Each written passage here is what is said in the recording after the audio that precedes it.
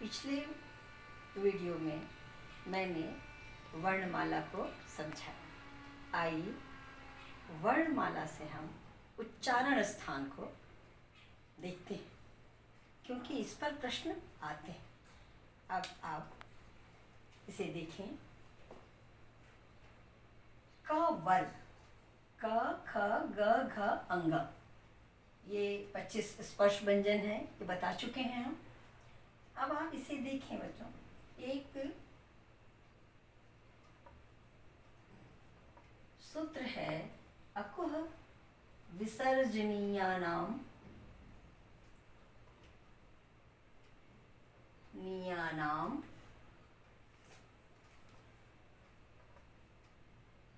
कंठ। अकुह विसर्जनीयानाम कंठ, इसको आप देखें। अ कु का अर्थ क वर्ग है, ह और विसर्ग, जैसे राम, श्याम, सह, तो ये जो ये आ रहा है विसर्ग, इनका उच्चारण स्थान कंठ होता है।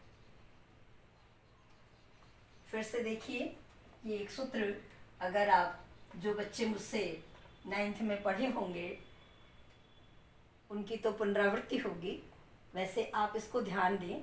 एक ये सूत्र है जिससे कि कभी भी जीवन में गलती नहीं होगी। अकुह विसर्जनीयानाम कंठ, अ कु से क वर्ग पूरा, ह और विसर्ग, इनका उच्चारण स्थान कंठ होता है। तो पूरा ये क वर्ग,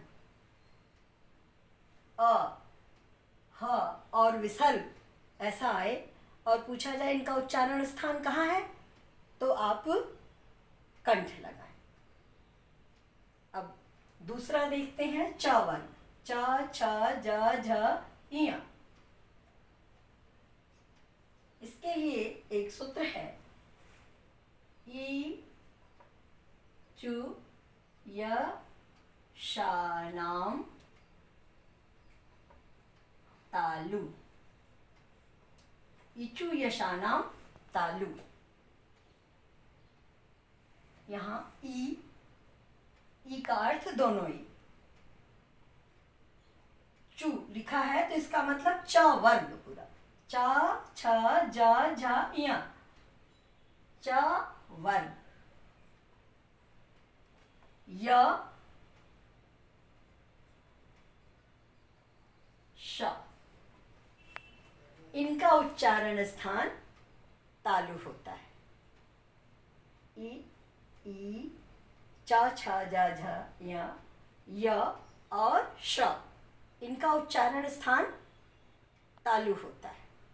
बच्चों, आप सूत्र अगर बार बार बोलने से याद हो जाए तो और स्पष्ट है, और नहीं याद रहा तो आप पेपर देते समय बोल के देखना। जैसे अभी पहला मैंने बताया, अकुह विसर्जनीयानाम कंठ, आ, जब आप बोल रहे होंगे क ख ग, तो आपके कंठ के पास थोड़ा सा घर्षण हो रहा होगा, उसी से स्पष्ट हो जाएगा कि इनका उच्चारण स्थान कंठ है। क्योंकि पूरी हिंदी जो है हमारी देवनागरी लिपि में है और ये बिल्कुल वैज्ञानिक लिपि है।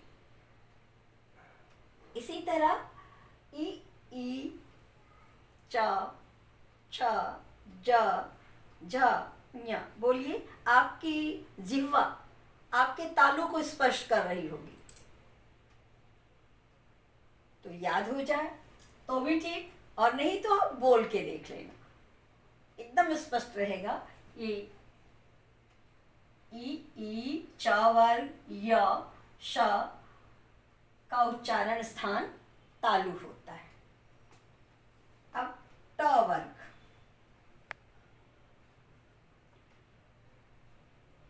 री टू र शाणाम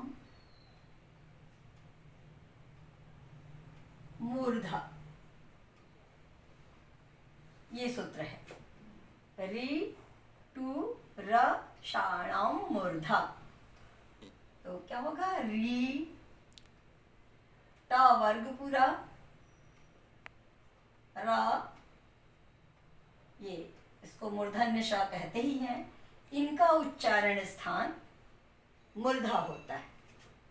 मूर्धा बेटा जहाँ हमारा कंठ का ये भाग, वहाँ आप देखिए वाग्यंत्र है, दो छोटे छोटे टुकड़े आपको दिखाई देंगे, मूर्धा उसे कहते हैं। तो वहाँ तक तो हमारी जिह्वा नहीं उलटती, लेकिन आप बोल के देखें ट ठ, थोड़ी सी जिह्वा पीछे की तरफ जा रही है, अर्थात तो वहाँ से उच्चारण के लिए सहायता ले रही है।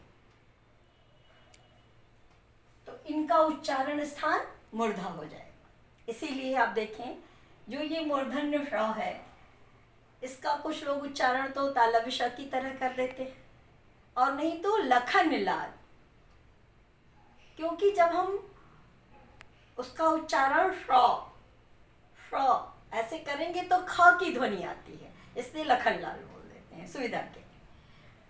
अब आपको ये ट वर्ग तक स्पष्ट हो गया होगा। री टू रषाणाम मूर्धा, री पूरा ट वर्ग, र और ये मूर्धन्य श, इनका उच्चारण स्थान कहाँ होगा? मूर्धा। अब देखो बच्चों ये त वर्ग है। ऋतु लसानाम दंत, ये होगा री। ये हिंदी में इसका प्रयोग री का नहीं होता। तू का अर्थ हो गया ता वर्ग, ल और दंत सा ही से कहते हैं, इनका उच्चारण स्थान दंत होता है। तो आप लेंगे ता वर्ग, ता था द ध ना, ल और दंत स, इसका नाम ही दंत स है, इनका उच्चारण स्थान दंत होता है।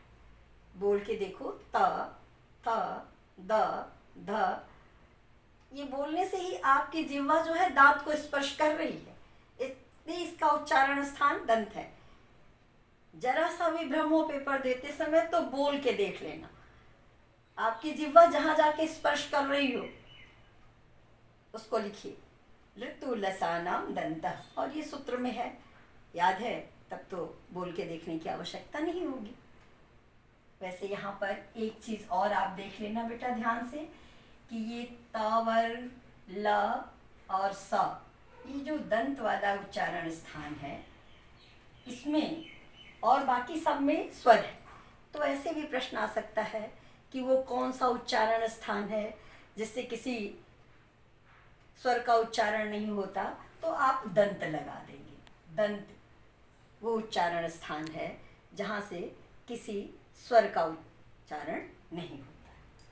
आगे देखो बेटा, प फ ब भ म,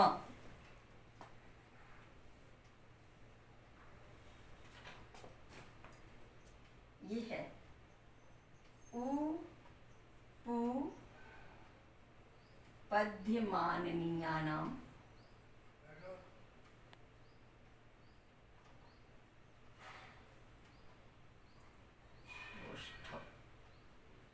उपु पद्यमाननीयानाम ओष्ठ। तो उ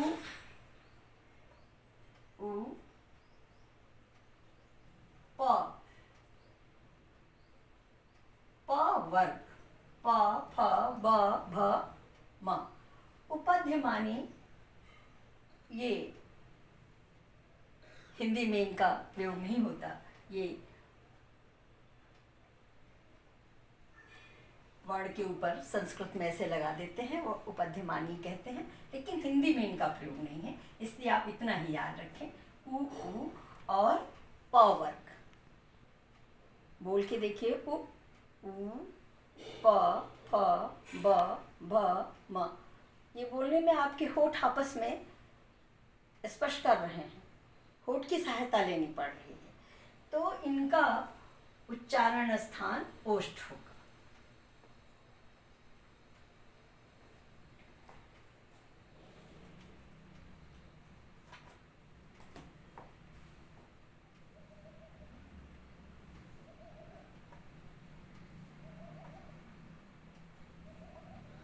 एदैतोः कंठ तालु। ओ दौतो कंठोष्ठम। कंठोष्ठम। वकारस्य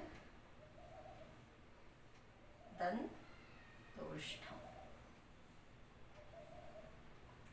देखो, ए दैतोह कंठ तालु, इस सूत्र से आएगा ए और ऐ, इनका उच्चारण स्थान कंठ तालु है। प्रश्न में कि कंठ तालु किसका है, तो ए और ऐ का। ए बोलिए, कंठ पर भी घर्षण हो रहा है और जिह्वा थोड़ी तालु से भी स्पर्श कर रही है, इसलिए इसका उच्चारण स्थान कंठ तालु। ओ दौतोः कंठोष्ठम।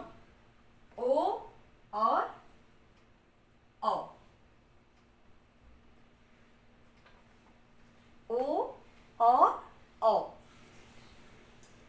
कंठोष्ठ है, कंठ और ओ औ। आप जब बोल रहे हैं तो होठ की भी सहायता लेनी पड़ रही है और साथ में कंठ के पास, ये कंठ है, यहाँ भी घर्षण हो रहा है, तो इनका उच्चारण स्थान कंठोष्ठ है। वकारस्य दंतोष्ठम। व, ये व वर्ण पूछा जाता है अधिकतर।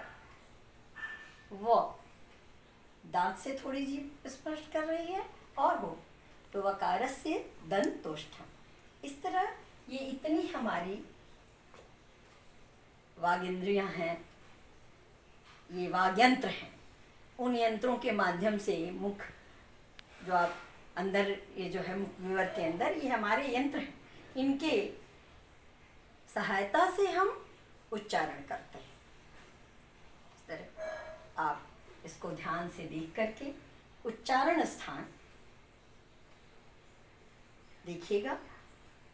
अगले वीडियो में मैं स्वर के भेद और व्यंजन स्पष्ट करूँगी।